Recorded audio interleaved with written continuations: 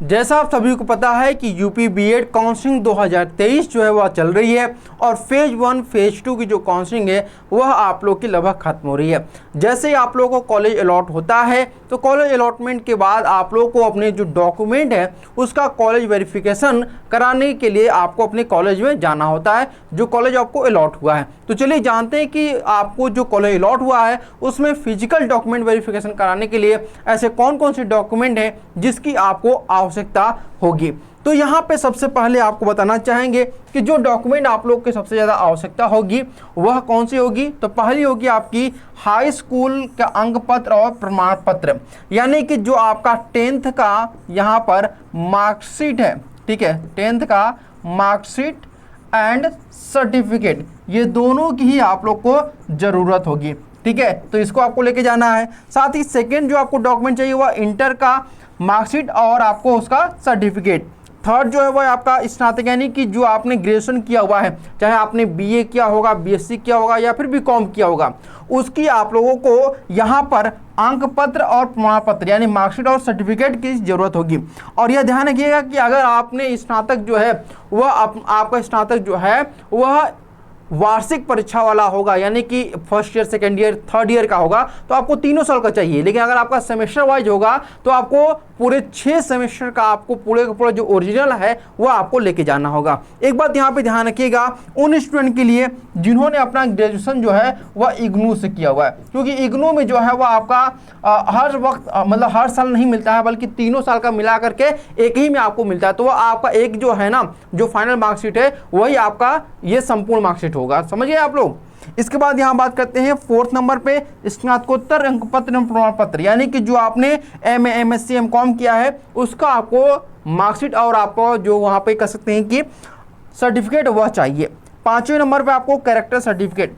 ध्यान रखिएगा character certificate आपको मिलेगा कहाँ से, तो यह आपको मिलेगा अपने कॉलेज से, यानी जहाँ से आपने अपना यूजी या फिर पीजी जो है वह कंप्लीट किया है, ठीक है। या आपको 12th करना चाहिए, बल्कि जहाँ से आपने अपना ग्रेजुएशन या फिर पोस्ट ग्रेजुएशन है वह कंप्लीट किया है वहीं से आपको अपना चरित्र प्रमाण पत्र भी बनवाना है।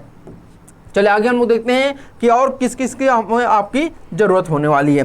तो इसमें 6ठे नंबर पर जो आपकी आती है वह है आपका यहाँ पर माइग्रेशन प्रमाण पत्र। ध्यान रखिएगा कि जो माइग्रेशन प्रमाण पत्र होगा वह उन स्टूडेंट के लिए केवल ज़रूरत है जो कि अदर यूनिवर्सिटी से, मतलब कि मान लेते हैं आपका एग्जामिनेशन आपने जो अपना यूजी किया है वह आपने महात्मा गांधी काशी विद्यापीठ से कंप्लीट किया है और अपना बीएड भी आप महात्मा गांधी काशी विद्यापीठ से ही करना चाहते हैं, तो उस कंडीशन में आपको माइग्रेशन नहीं लगेगा, बल्कि केवल आपको टीसी और सीसी की जरूरत पड़ेगी। लेकिन यहाँ पे आपको माइग्रेशन उन स्टूडेंट को लगेगा जिन्होंने अपना ग्रेजुएशन तो महात्मा गांधी काशी विद्यापीठ से किया हुआ है, लेकिन अपना बीएड जो है लखनऊ विश्वविद्यालय से कर रहे हैं। यानी एक यूनिवर्सिटी जब दूसरे यूनिवर्सिटी में आप जाते हैं तभी आपको माइग्रेशन की जरूरत पड़ती है। इसके बाद यहाँ पर आपका 7वें नंबर पर जो आता है वह है आपका भरांक प्रमाण पत्र, यानी कि जिसको हम लोग वेटेज सर्टिफिकेट के नाम से जानते हैं। वेटेज केवल उनको देना है जिनको वेटेज मिला हुआ है, जैसे स्वतंत्रता सेनानी का वेटेज मिला हुआ है, स्पोर्ट्स का मिला हुआ है, एनसीसी का मिला हुआ है। तो ये आपके कुछ जरूरी डॉक्यूमेंट है जिसके बेस पर आप लोग को एक्स्ट्रा मार्क्स दिए गए थे। इसके बाद आपका 8वें नंबर पर जो आता है वह आपका आय और जाति प्रमाण पत्र आपको देना है। ये आय जाति प्रमाण पत्र आपका जो नया होगा वही आप लोग यूज करिएगा। यहाँ पर 9वें नंबर पर अगर हम बात करते हैं तो आपका निवास प्रमाण पत्र। निवास प्रमाण पत्र केवल उन स्टूडेंट के लिए होगा जो कि यूपी के निवासी नहीं होंगे, किसी अदर राज्य के निवासी होंगे। इसके बाद आपका 10वें नंबर पर आता है चिकित्सा प्रमाण पत्र, यानी आपका जो हेल्थ सर्टिफिकेट है वो आपको, यानी कि मेडिकल सर्टिफिकेट जो आपका है। यहाँ पे 2 चीज़ें बहुत सारे स्टूडेंट पूछते हैं कि सर ये जो हेल्थ सर्टिफिकेट है यह आपका ब्लॉक लेवल का होना चाहिए या फिर आपका डिस्ट्रिक्ट लेवल का होना चाहिए, ठीक है। तो ध्यान रखिएगा दोनों ही आपका चल सकता है, ठीक है, लेकिन अगर कोशिश किया गया अगर आपका ब्लॉक लेवल का होगा तो वह बेहतर रहेगा, ठीक है।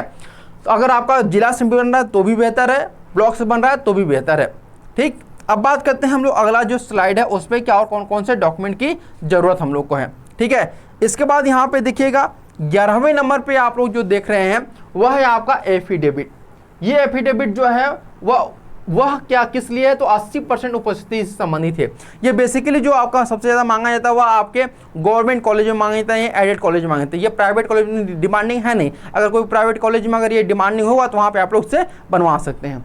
ठीक है। इसके बाद आपका एफिडेविट लगता है, यानी गैपिंग से संबंधित जो आपका एफिडेविट है वो आपको देना है। यहाँ पर 13वें नंबर पे एंटी रैगिंग एफिडेविट लगाना है, जो कि माता या फिर पिता में से किसी एक का आपको लगाना है और पुत्र पुत्री का में से किसी एक का लगाना है। जैसे मान लेते हैं कि अगर आपके पिताजी नहीं है तो अपने माता जी का लगा सकते हैं, ठीक है। और यहाँ भी ध्यान रखिए कि आपको एक अपने गार्जियन का लगाना है एक, और दूसरा आपको अपना लगाना है, यानी कि जो स्टूडेंट है उसका लगेगा। तो यानी कि दो आपके यहाँ पर एंटी रैगिंग लगेंगे, एक तो स्टूडेंट का और एक स्टूडेंट के माता या फिर पिता का लगेगा, ठीक है। इसके बाद यहाँ पर अलॉटमेंट लेटर, यानी कि जब आपको कॉलेज अलॉट होता है तो उसका अलॉटमेंट लेटर आपको मिलता हो, वो आपको डाउनलोड करके लेके जाना है। फीस रसीद की समस्त मूल प्रति, फीस रसीद दो आपको फीस रसीद लेके जाना है। पहला जो आपने 5,000 रुपये, यानी कि 5,000 रुपये जब आपने जमा किया था एडवांस फीस, उसका लेके जाना है, यानी 5,750 रुपये वाला। इसके बाद आपका दूसरा जो है वह आपका जो अंतिम वाला फीस है, जब कॉलेज अलॉट हो जाता है तो उसके बाद आपको फी पेमेंट करना पड़ता है कुछ रुपए, तो वो आपको लेके जाना है, ठीक है। जैसे मान लेते हैं किसी कॉलेज का फीस 8,000 है तो आपने 3,000 केवल पे किया, तो ये 8,000 में से 3,000 जो पे किया होगा उसका आपको लेके जाना है, ठीक है।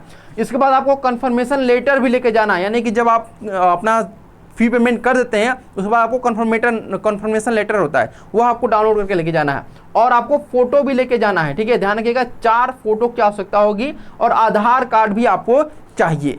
ये जितने भी 18 डॉक्यूमेंट आप लोग देख रहे हैं ये बहुत ही महत्वपूर्ण है, और ये जो डॉक्यूमेंट आप लोग देख रहे हैं अभी, इस सभी की आपको कितनी प्रति लेके जाना है? 2 प्रति लेके जाना है, यानी ओरिजिनल तो लेके जाना है, ओरिजिनल तो लेके जाना है ये आप लोग को, साथ ही साथ आपको इसका जीरोक्स कॉपी भी लेके जाना है, ठीक है। ओरिजिनल ध्यान रखिएगा, ओरिजिनल के साथ साथ आपको इसको जीरोक्स कॉपी भी लेके जाना है। तो ये कुछ इंपॉर्टेंट डॉक्यूमेंट थे जो कि यूपी बीएड के फिजिकल डॉक्यूमेंट वेरिफिकेशन के टाइम आप लोग को लेके जाना है। आई होप आप लोग को समझ में आ गया होगा कि कौन कौन से डॉक्यूमेंट आप लोग को लगेंगे। अगर कोई डाउट होगा डॉक्यूमेंट संबंधित आप लोग कमेंट करेगा, मैं कोशिश करूँगा आपके सभी कमेंट का जवाब दे सकूँ। आज के लिए इतना ही, फिर मिलते हैं आप लोगों से नेक्स्ट वीडियो में, तब तक के लिए धन्यवाद।